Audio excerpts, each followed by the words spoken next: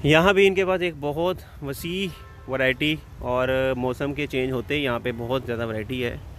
और ये देखें यहाँ पे मैं आपको दिखाता हूँ फुल एक वैरायटी और कितनी ग्रीनरी आपको नज़र आ रही है।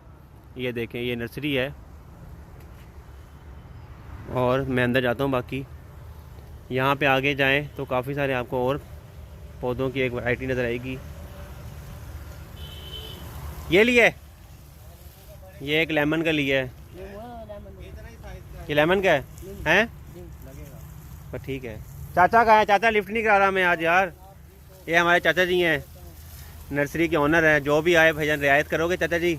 लोग कह रहे रियायत नहीं करते यार, वो आते हैं यहाँ पे। सबके साथ रियायत है। चाचे का रेट पूरे मुल्तान में सबसे कम है।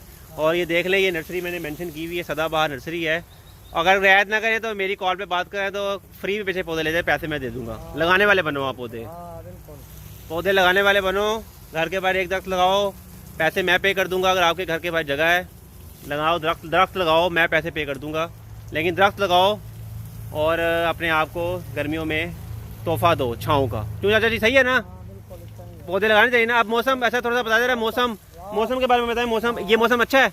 यही मौसम है सही, अच्छे पौधे लगाने का ये मौसम है। तो लोगों को मैसेज दे दो यार, पौधे लगाएं, कोई पौधे लगाएं यार। चाचा जी जितने मर्जी पौधे लगाएं। और ये बेस्ट मौसम है अगस्त का, सितंबर का।